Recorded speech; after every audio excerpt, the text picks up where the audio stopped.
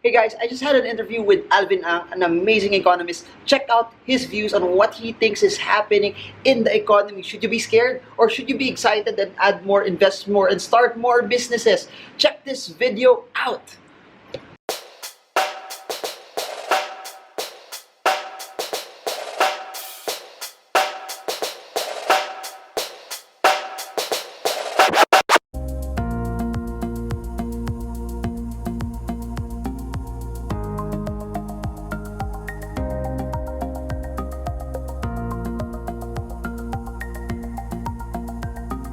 Hi guys, we're with one of the best economists here in the Philippines and one of someone that you should really listen to in terms of economic advice. But it's not just economic advice; it's something that's balanced so that it can help you also wherever you are in life. I'm talking about Alvin Ang. He's the head of head of research for Ateneo de Manila University.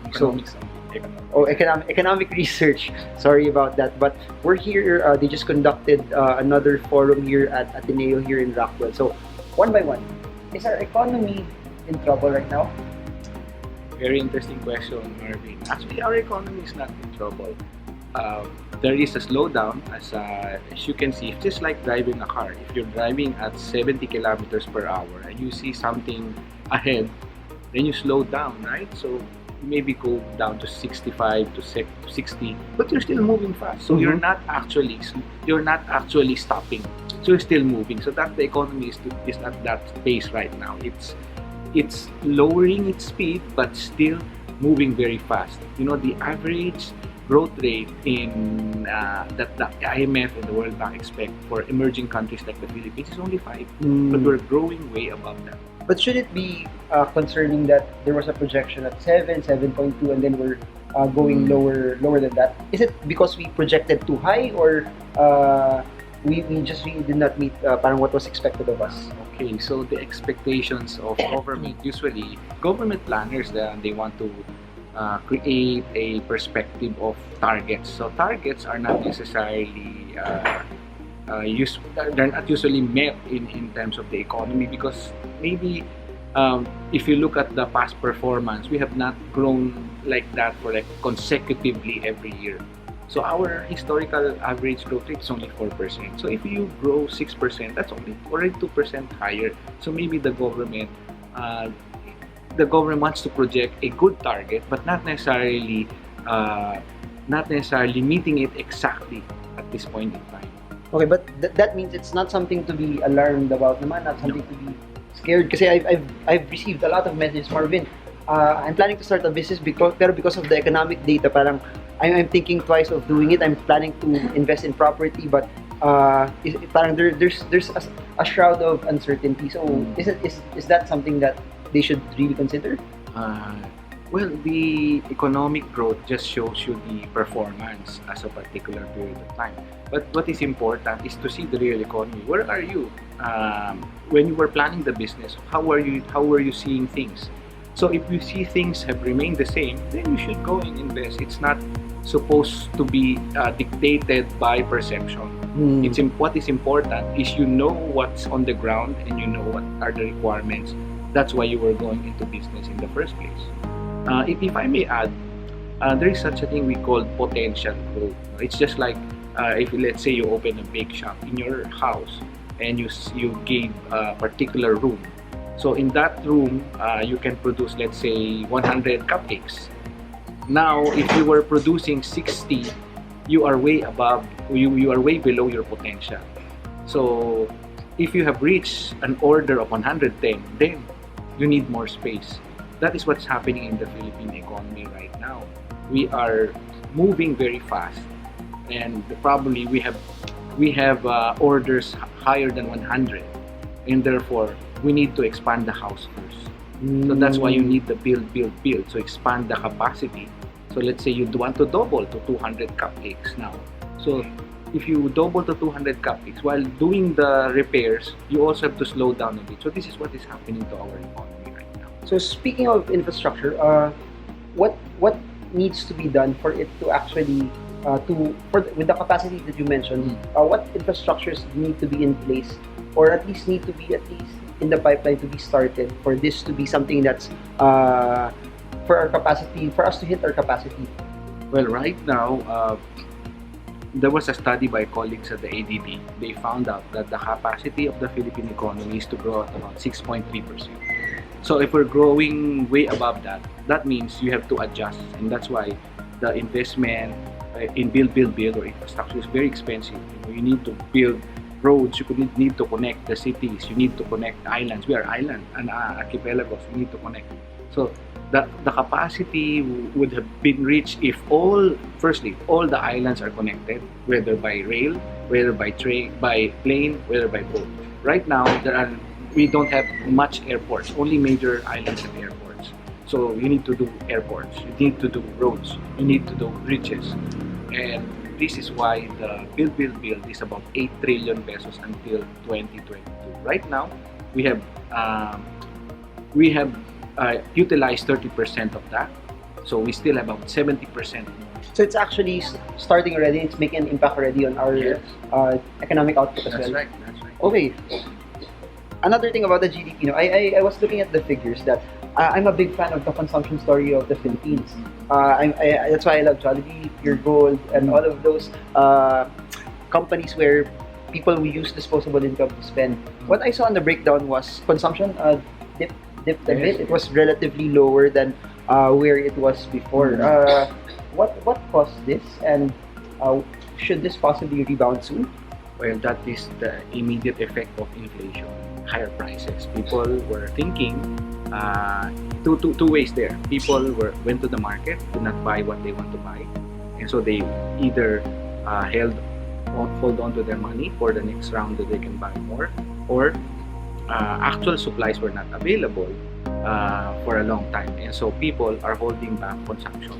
So this is the effect now of higher prices. So that's why our view is that for the economy to rebound in consumption, you need to flood it with supply. So if it's rice, then make sure that rice is available. If it's oil, make sure that the oil is available. And all the necessary consumer products and services should be available.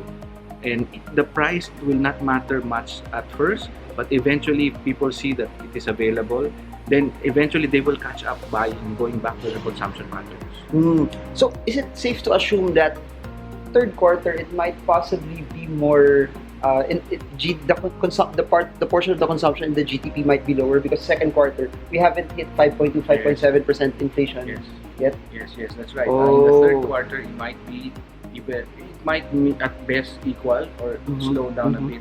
Particularly, we know there are a lot of supply disruptions already at this point. And So that means supplies will not be available. So when you say flooding now, I just saw a report that we're now even importing galonggong from Yeah. China to the Philippines because there's a lack of supply already here. So that's part of their Yes. stabilization. Okay. So you mentioned about inflation. When we talked about inflation, then let's jump naman because of prices going higher. It was triggered by, for me, I think it was oil prices. Was a big part in all of this, oil prices, and then we buy oil prices using US dollars, which is depreciating. which is also depreciating. So two hits. Will it be, people are pegging the oil prices next year to and go up and at least go near $100 a barrel? People are I saw that in a technical report, but it can hit 100 because it has hit 100 before. should that happen, should the dollar stay at the same rate, 53, 54 levels, or even at 55, and then oil will be higher? How big do you see the projection of inflation can possibly be? Because if you look at the breakdown of inflation, about 20% are related, not exactly to oil, but related to oil products. So that gives you a lot of implication already. Plus, food is needed. You need oil to cook food, etc. So now the 20% is spread some more. So at least you're talking about 40% of inflation being affected by increases in oil prices. So that means you easily can add at least 1% to inflation. Wow. So let's relate this to the stock market. With inflation going higher, what sector could you think na will probably lose more and probably win naman because of these developments? You have increasing inflation, you have consumption levels decreasing, and then you have the GDP, which we talked about, medyo, it's still at a very, very fast pace, but there's still a larger room for it to grow based on its potential.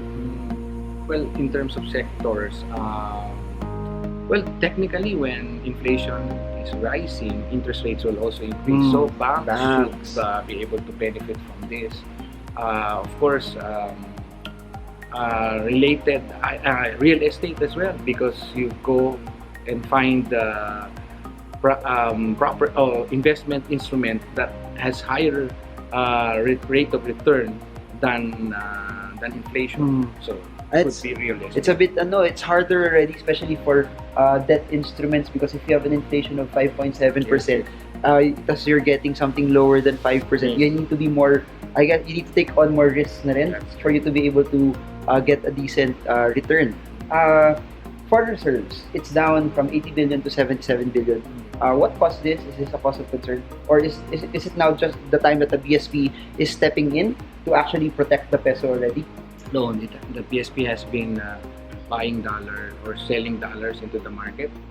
Selling dollars into the market in the past. So it's just that at this point, if you look at the coverage in terms of import, it is about 7%. Seven times of import. So, and it has stabilized along that level for the last 8 months now. Is there a benchmark for that now? 3. 3. So we're still way above. Yes. We're still way above. If Okay. you reach 3, then you will be subject to some speculation. So that, I think the BSP is putting a 4-month buffer. So they're maintaining that. So they'll probably spend more pa in the next no, I don't think so. Okay. They have reached this because it's stabilized there. So that means they're not selling more. Maybe a little here and there, but not significant. BSP again. BSP raised interest rates from 3 to 3.25 to 3.5, now to 4%. We're up 1% already in terms of interest rates. This means also a lot of funds that did not like fixed instruments before will now possibly earn 1% extra. This was a move against inflation. Well, if you think about it, this is a move for demand pull inflation. But as I was explaining earlier, inflation is cost push. It's a supply problem. So supply perception problem. So it's just like to caution the mind of people that, well, the BSP is doing something, because you need to give a decent real return on the investments. Do we expect a possibility that this could go higher still, or this is not a normal? This will normalize already at 4% for quite some time. No, I believe that the BSP, because right now, because August is unusually rainy and we have lots of supply challenges, we might hit 6% inflation, and BSP might be forced to increase interest rates again to just tell the market that we are willing to do something immediate. But by September, October, it starts to taper off. But it will not go below 4, maybe about 5. So we think on the year, inflation will be 5% average. So next year about 4. This is interesting. With that interest rates going higher, you will have bonds. The new offerings of bonds will have a higher interest rate already. Would it, for your own personal investments, would you want to get them now and then at least have 5-10 years of a higher interest rate already, or stay away from it and just go for the ones that have variable return pa rin? You have to find what kind of bonds are you going into. If I'm going to be investing in bonds, I'm going to wait for government bonds, because they're going to fix. Let's say you get like a 5-year, 2-year, or 7-year bonds at this higher rate, because government is definitely borrowing for build. So they will raise more bonds in the future. I would rather go there than the corporates, because they will have shorter tenors, I think. And the rates may still go up. Right? Interesting nga, T-bills were actually higher as compared to the older T-bonds already. That's right. I'll end it with 2 or 3 more questions. We had a good talk in this, no? With this happening in the economy, you suggest that people spend more so to keep the economy going, or just save the money, position for a rainy day, but should opportunities come, that's when I'll spend na lang, or at least invest. Yeah, this is the thing. The economy is like a bit, like I showed you, is a vehicle. So if you like keep the money, you're like slowing down further. So if you slow down further, the rest of the vehicles behind you will slow down as well. So it becomes like a domino effect. Everybody will slow down in their spending, and then everybody now will not grow fast. I mean, they will not move fast, and in that case, you will need more effort to move back faster. In this case, I suggest that if you're a consumer, just maintain the level of consumption that you have right now. If the reason why you're not consuming is there's no available products, then when the products are available, just go back and buy the way we were buying before. Because if you were savings for preparing for some savings in the future, it's still all right as long as it's not going to be significantly higher than what it used to be. Because if you save a lot of money at this point in time, waiting for something, you're also losing two things. You're losing the increase in interest rates today, and inflation is going to get higher. So the better thing to do is, if inflation is high, you consume what you can consume at the same level. Don't drastically change your consumption. Is it scary if interest rates will go higher? Is it still safe for people who are taking out loans today for their houses, given that if it adjusts further 1, 2, 3 years down the line, baka there might be some defaults happening, or that's something that something far pa naman?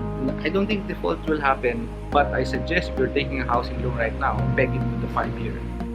Get fixed rate. Don't get an annual repricing, because interest rates will tend to still go high in the next year or two. Galing. So much insights. Final words for Filipinos who are probably anxious, scared, they don't know what to do with their money, or parang there's so much noise out there. Anything you can encourage them on? Well, the economy is a huge reflection of our behavior. So if all of us become scared, then the economy will reflect it. So at this point in time, what is important is continue what you were doing before this slowdown. Just make sure that you're covered. You have the basic requirements for investing. You have insurance. You have your buffer fund and all the rest. If you maintain them, invest in opportunities. There will be lots of opportunities will come this way. Interest rates there will be adjustments. There will be activities. If you need to travel, you need to buy dollars. Buy dollars only when you need it. Don't speculate on the foreign exchange, because the more you speculate, the more it will depreciate. The more you will feel frustrated you were not earning enough from foreign exchange. And historically, people who bet on the foreign exchange, if you will hold it for the longest period of time, you will not gain back. Remember, people bought the dollar 56. It has not reached 56 for the last 12 years. Wow, buy high, wait longer. So that's it for now. You have anything else to add? Well, God bless, and this is the man. Bless you all. So I hope this video helps you trade well, trade strong, trade smart at Ateneo. See you all again soon. Bye everyone.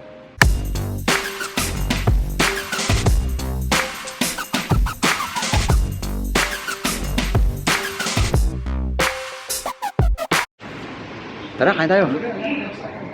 Master, ano mas importante sa'yo? Economics, love life? Love life. Love life. Kailangan magagad yung asawa ko, pero hindi ko prioritize. Kumain tayo.